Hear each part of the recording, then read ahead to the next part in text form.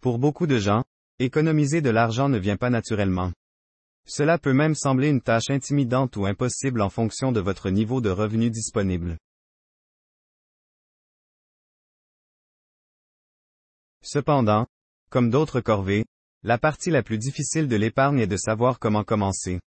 La première étape pour économiser de l'argent est de créer un budget. La création d'objectifs d'épargne réalistes limite l'épuisement professionnel et conduit à plus d'économies à long terme.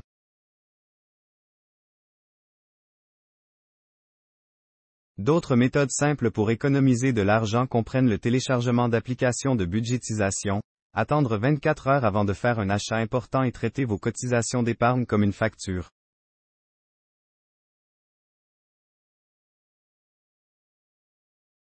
Rendre votre épargne automatique vous assurera de toujours trouver de l'argent pour épargner. Économiser de l'argent peut être un jeu d'enfant lorsque vous trouvez la méthode qui vous convient le mieux. Apprenez quelques conseils simples et efficaces pour économiser de l'argent qui peuvent vous aider à prendre un bon départ pour atteindre vos objectifs d'épargne.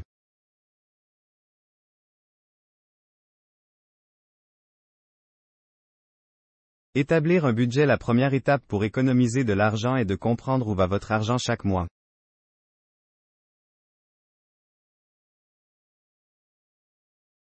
Vous ne pouvez pas commencer à économiser efficacement de l'argent tant que vous n'avez pas un budget mensuel bien défini, a déclaré Chris Pantelli, rédacteur financier, à De Balance dans une interview par courrier électronique. Un budget vous donne le contrôle de votre argent. L'astuce consiste à trouver celui qui vous convient. Un budget approprié devrait contenir au moins votre revenu mensuel, vos dépenses fixes et une allocation de fonds pour le divertissement.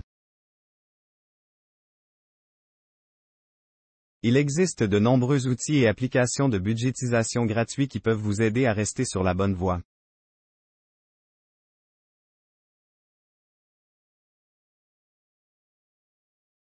Traitez l'épargne comme une facture une fois votre budget établi. Un moyen infaillible d'économiser de l'argent est de traiter vos économies comme une facture, a déclaré l'analyste financière Sophia Jones à De Balance dans une interview par courrier électronique. Chaque fois que vous recevez votre salaire, retirez d'abord votre épargne et placez-la ailleurs, peut-être dans un compte bancaire à haut rendement. Ce faisant, vous vous entraînez à épargner régulièrement et à vous entraîner à vivre selon vos moyens tout en ayant des économies, a déclaré Jones.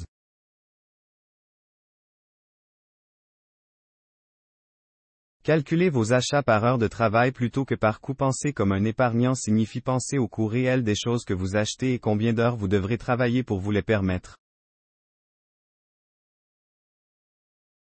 Commencez par prendre le montant en dollars de l'article et divisez-le par votre salaire horaire.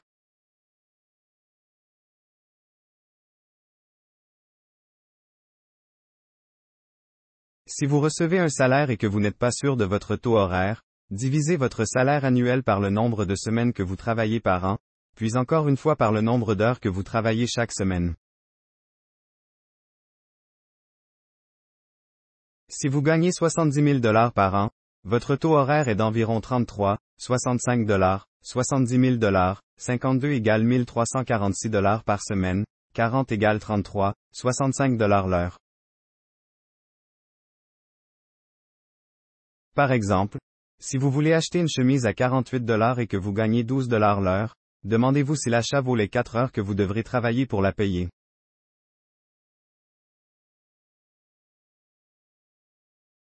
Essayez la règle des 24 heures. C'est une astuce facile et efficace pour vous aider à économiser. Lorsque vous voyez un article dont vous pensez avoir besoin ou que vous voulez, ne l'achetez pas tout de suite.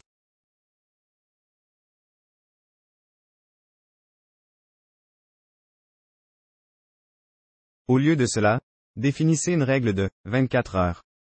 Peut-être que vous l'achèterez après tout, ou peut-être que vous ne l'achèterez pas.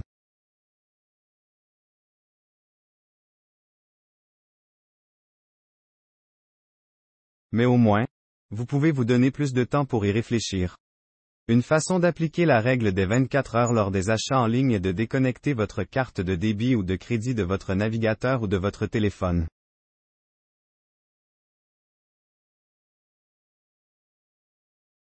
Parfois, mettre un peu de friction entre vous et ce bouton, commander, est tout ce qu'il faut pour réduire les achats impulsifs.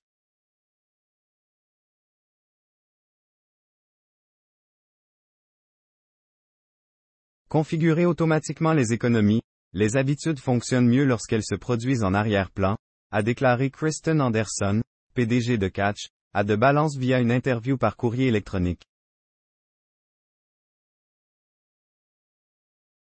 L'utilisation de valeurs par défaut intelligentes telles que la direction d'un pourcentage de votre chèque de paie vers un compte d'épargne distinct vous permettra d'atteindre vos objectifs d'épargne en un rien de temps.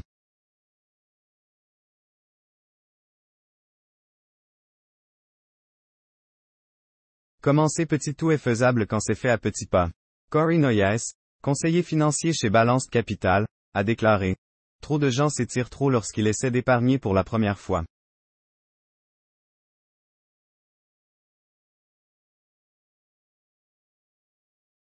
Cela peut entraîner de la frustration, du découragement et, éventuellement, l'abandon de vos objectifs d'épargne.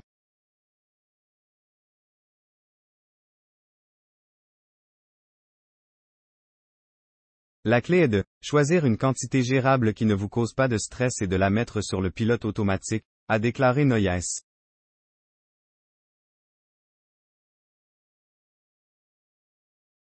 Budgétisez vos économies à l'aide d'enveloppes de trésorerie. Selon une étude réalisée en 2021 par la MIT Sloan School of Management, les gens dépensent plus d'argent lorsqu'ils utilisent une carte de crédit plutôt que de l'argent. Cependant, si vos habitudes de dépenses vous empêchent d'économiser de l'argent, vous pouvez essayer d'utiliser la méthode de budgétisation par enveloppe. Après avoir créé votre budget mensuel, utilisez de l'argent comptant pour séparer votre épargne et chacune de vos autres dépenses dans des enveloppes.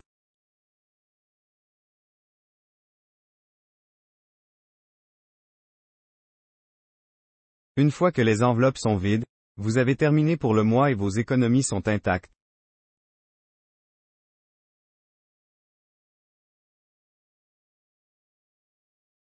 Ouvrir un compte dépensé et économiser un compte de dépenses et d'économie fonctionne en vous aidant automatiquement à enregistrer la monnaie de rechange laissée après avoir effectué un achat.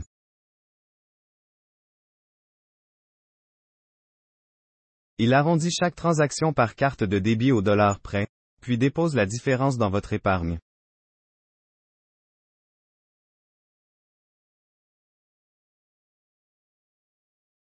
Bien sûr, pour atteindre des objectifs d'épargne plus importants, vous devrez compléter un compte de dépenses et d'épargne avec un budget réglementé, mais vous pourriez être surpris de la rapidité avec laquelle votre monnaie de rechange s'accumule.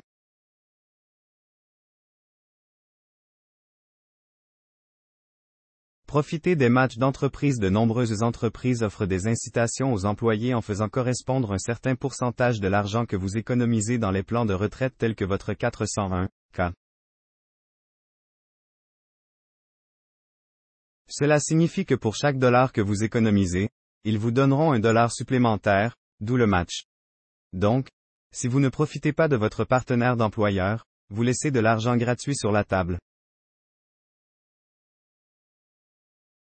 Faites comme si vos gains exceptionnels n'existaient pas lorsque vous avez besoin d'un moyen facile d'économiser de l'argent. Mettre de côté une manne d'argent supplémentaire doit être une évidence.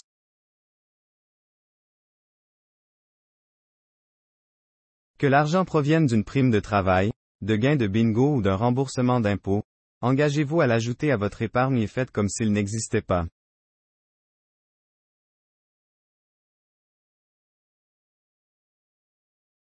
Boutique le mercredi. Pourquoi le mercredi est-il unique?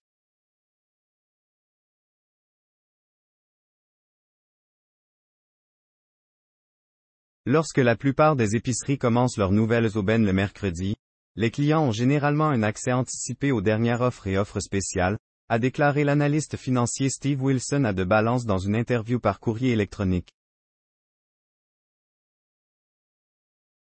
De plus, les magasins acceptent parfois les coupons de la semaine précédente, a ajouté Wilson. Engagez-vous à manger au restaurant un jour de moins chaque semaine si vous aimez manger à l'extérieur, vous n'avez pas à y renoncer. Au lieu de cela, engagez-vous simplement à réduire, par exemple, Supposons que vous dépensez au moins 15 $ par jour au restaurant 5 jours par semaine.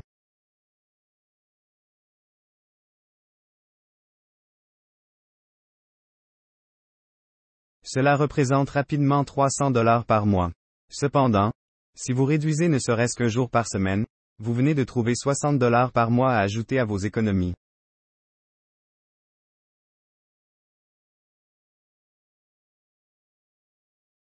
La conclusion: il y a de nombreux avantages à économiser de l'argent, et les raisons d'épargner sont différentes pour tout le monde.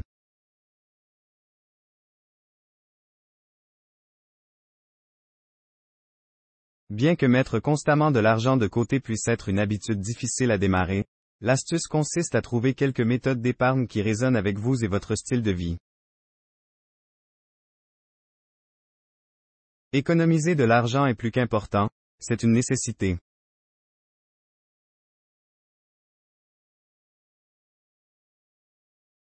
Votre épargne peut vous donner la tranquillité d'esprit en vous aidant à éviter de vous tourner vers les cartes de crédit ou d'accumuler des dettes lorsque des dépenses imprévues surviennent.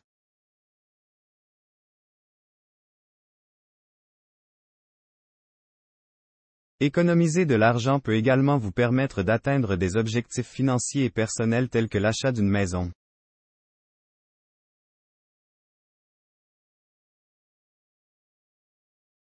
En plus de cela, économiser de l'argent peut vous aider à faire fructifier votre argent grâce au pouvoir des intérêts composés.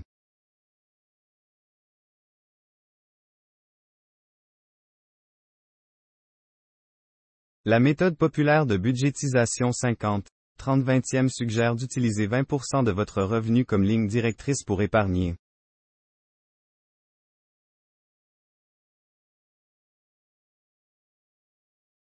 Au départ, vous pouvez affecter cet argent à votre fonds d'urgence jusqu'à ce que vous économisiez 3 à 6 mois de dépenses. Après cela, vous pouvez commencer à investir l'argent dans d'autres objectifs financiers. Lorsque vous vous préparez à acheter une maison, c'est une bonne idée d'économiser environ 25% du prix d'achat en espèces pour couvrir un acompte, les frais de clôture et les frais de déménagement.